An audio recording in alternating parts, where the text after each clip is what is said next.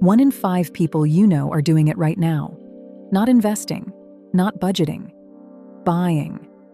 Something small, something they do not need, at the exact moment their life feels least in their control. It feels like a treat. It is actually a symptom. The behavior has a name now: doom spending. You feel the future tilt, a layoff rumor, a headline, a number in your account that did not move the way you hoped, and your hand reaches for your phone. 12 minutes later, something is on its way to your door. The relief is real. It is also gone by morning. Everything here is for educational purposes, not financial advice. For decisions about your money, please speak with a qualified professional.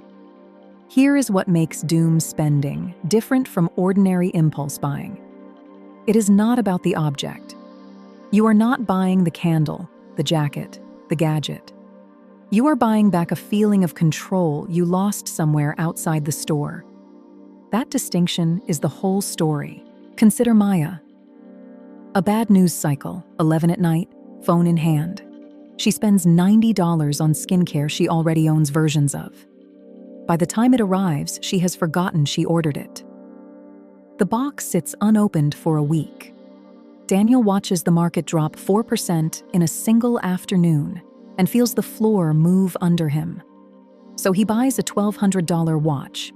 His logic, in the moment, is airtight. If saving feels pointless, spending at least feels like a decision he made on purpose. Priya hears the word restructuring in a meeting. Over the next 8 days, she places 14 separate orders on her phone. None of them over $40. Together, $340. She never adds it up, because adding it up is the part that hurts. 3 people, 3 triggers, 1 mechanism.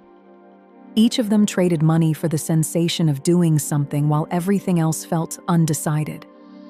There are 2 forces working here, and they feed each other. The first is hedonic adaptation. Your brain treats a new purchase like a change in temperature.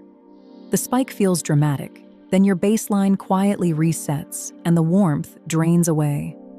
The dopamine from a purchase has a half-life measured in hours.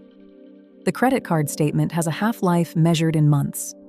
People who doom spend regularly carry, on average, $3,580 more in credit card debt than people who do not. And here is the part that should stop you cold. That extra debt buys no measurable increase in life satisfaction. None.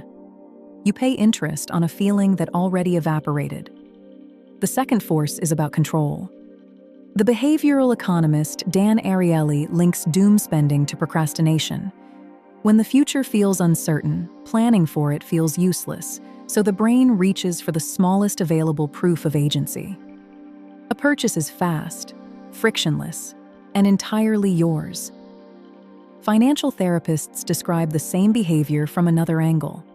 They call it money avoidance, a response rooted in fear, where spending becomes a way to not look directly at the thing you are afraid of. Notice what both explanations share. The purchase is never really about the thing. It is a vote you cast that says, I still get to decide something. The cost is that it is the most expensive way to cast that vote, and the debt outlives the relief by years. So the answer is not a budgeting lecture.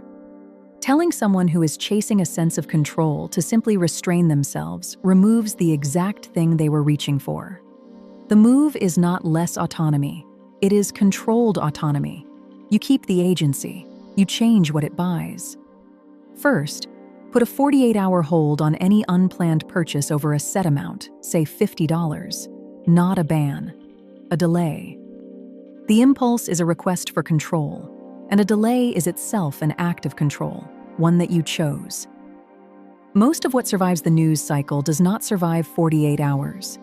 People who use a simple waiting rule cancel well over half of their intended unplanned purchases. On a typical doom spending pattern, that is a few $100s a month that stays yours.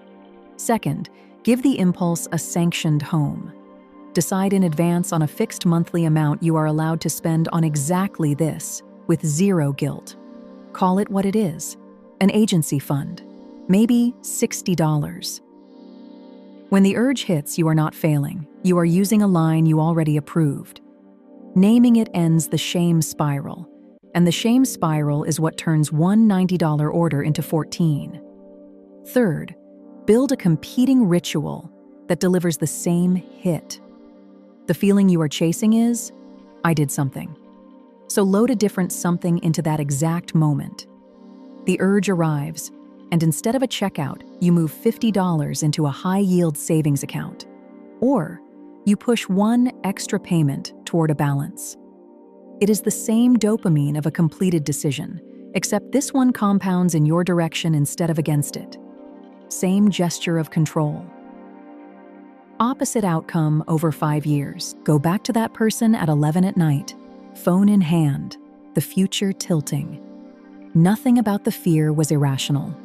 The world is uncertain. The instinct to grab a piece of control is the healthiest part of the whole reflex. The only thing wrong was the price. $3,580 buys nothing when it is spent on a feeling that fades by morning. The same impulse, pointed at one decision that lasts, builds the exact thing the fear was asking for. Real control. Not the kind you rent for an evening and finance for a year. Subscribe if you want to understand money the way nobody taught you. This channel is behavioral finance, the psychology behind why you spend, save, and freeze, and what to do instead. One concept, one reframe, every video.